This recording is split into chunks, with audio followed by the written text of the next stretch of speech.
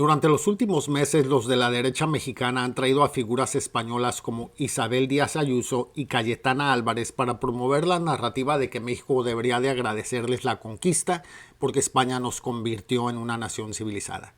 Y no vamos a responderles con opiniones, vamos a responderles con las cartas que Hernán Cortés le envió al rey de España y con los testimonios que dejaron los propios conquistadores. La pregunta es, ¿de verdad los españoles vinieron a civilizarnos?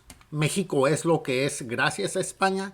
Porque eso es exactamente lo que algunos políticos y comentaristas han estado tratando de convencer a los mexicanos durante los últimos meses. Nos dicen que Hernán Cortés llegó a traer orden, que llegó a traer cultura y a traer civilización, y que México debería sentirse agradecido. Vamos a ver qué dicen los documentos históricos que dejaron los propios conquistadores y sobre todo el mismísimo Hernán Cortés. Porque si alguien sabía cómo ocurrió la conquista, era él.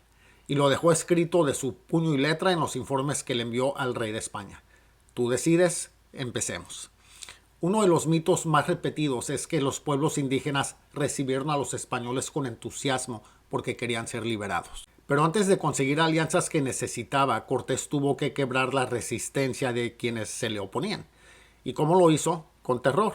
En su segunda carta de relación, Cortés relata cómo capturó a 50 indígenas que habían llegado a su campamento a ofrecerles alimentos, los indígenas a los españoles. Una vez que los capturó, ordenó cortarles las manos, las dos manos. Adaptado al español moderno, Cortés le informó al rey Carlos V algo así. Ordené que a los 50 les cortaran las manos y los envié de regreso para que vieran sus jefes de lo que éramos capaces de hacer. Piénsalo por un momento. 50 personas desarmadas, ahora mutiladas, regresando a sus pueblos con las manos recién cortadas, cubiertos de sangre, llevando un mensaje de terror para todos los demás. Terror psicológico. Eso no fue diplomacia. Eso no fue negociación. Y ese es solo un ejemplo de tantos de terror y atrocidades que cometieron para obligar a las poblaciones enteras a someterse. Pero ahora hablemos del oro, porque también nos dicen que hubo un intercambio justo entre las dos culturas. Pero nuevamente los propios documentos cuentan una historia diferente. Después de secuestrar a Moctezuma en su propio palacio, Cortés utilizó su cautiverio para consolidar su control sobre el imperio mexica. Y el propio Cortés presume ante el rey cómo Moctezuma ordenó a numerosos gobernantes entregar oro y riquezas provenientes de distintas regiones. Pero el saqueo no terminó ahí. Los registros indígenas, incluyendo el Códice Florentino, describen cómo numerosas obras de arte, joyas ceremoniales y piezas únicas fueron destruidas para arrancarles las piedras preciosas y fundir el metal. Piensa en lo que eso significa. Obras irreemplazables, patrimonio cultural de una civilización entera, reducidas a lingotes para que cupieran más fácilmente en los barcos para llevárselos a Europa. No era admiración por aquella cultura, era codicia, era saqueo y, ¿por qué no?, era robo. Los conquistadores se apropiaron de varias toneladas de oro, metales preciosos, además de cantidades incalculables de joyas, objetos ceremoniales y obras de arte que fueron fundidas para transportarlas a España. La siguiente parte es todavía más difícil de escuchar, porque algunos afirman que los españoles trajeron leyes, justicia y orden. Pero ¿qué ocurría cuando una comunidad indígena descubría el engaño y decidía resistirse? La respuesta aparece nuevamente en los escritos de Cortés.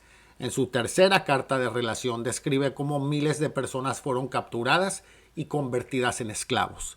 Incluso explica cómo eran marcadas con hierro caliente antes de ser repartidas. Hombres, mujeres, jóvenes, seres humanos convertidos en mercancía, marcados como que si fueran ganado. Algunos marcados con fierro caliente con la letra G de guerra en la cara. Y los propios cronistas españoles dejaron testimonio sobre lo que ocurría con muchas mujeres y niñas indígenas durante aquellas campañas militares. No eran consideradas iguales, no eran consideradas libres, eran tratadas como parte del botín de la guerra, abusadas para su satisfacción física y personal de los soldados españoles. Y lo dicen los propios protagonistas de la conquista. Y si todo esto te parece difícil de creer, espera escuchar una de las partes más oscuras de la conquista: los perros de guerra. Perros entrenados para atacar y descuartizar a los seres humanos. Diversas crónicas de la época describen cómo los conquistadores utilizaban feroces perros de combate para perseguir, aterrorizar y despedazar a quienes se resistían. Los relatos son tan brutales y están documentados. En algunos casos los perros eran soltados contra indígenas desarmados como forma de castigo y escarmiento público, incluso a figuras religiosas que resistían el cambio. La idea era simple: sembrar tanto miedo que nadie se atrevería a resistirse. Y piénsalo, si ya tienen armas de acero, caballos, superioridad militar, ¿por qué necesitaban también perros entrenados para descuartizar y matar a la gente? Porque la conquista no se sostuvo únicamente con la fuerza militar, también se sostuvo mediante el miedo, mediante ejemplos brutales destinados a quebrar la voluntad de cualquiera que resistiera. Y entonces llegamos al argumento más sorprendente de todos: que los europeos vinieron a civilizar un territorio salvaje, porque aquí es donde la historia destruye por sí solo este argumento. Cuando los españoles llegaron a Tenochtitlán, encontraron una ciudad que los dejó completamente asombrados. Una ciudad de más de 200,000 habitantes, una de las ciudades más grandes del mundo en ese tiempo, con mercados gigantescos, acueductos, ingeniería hidráulica, calles organizadas, sistemas agrícolas avanzados. Mientras tanto, muchas ciudades europeas de la época todavía arrojaban desperdicios fecales por las ventanas directamente a las calles. El propio Bernal Díaz del Castillo escribió que al verla parecía una ciudad salida de los libros de caballería. Entonces la pregunta es inevitable: ¿vinieron a construir una civilización o llegaron a destruir una civilización que ya existía? Porque una cosa es reconocer que del choque entre estos mundos surgió el México moderno, y otra muy distinta es afirmar que antes de Cortés no existía cultura, conocimiento, organización, ciencia o grandeza.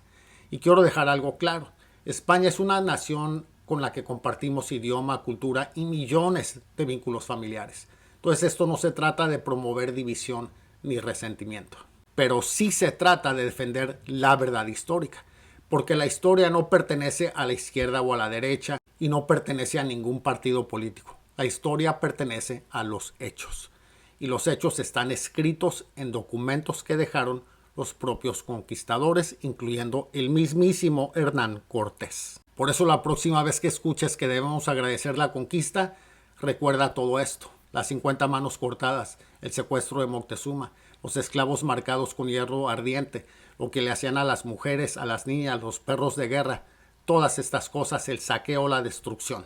Y te vuelvo a preguntar, ¿esto es lo que le tenemos que agradecer a España? ¿México es lo que es gracias a ellos? Déjanos tu opinión aquí en los comentarios, te pido un like, un follow y nos vemos en el próximo video.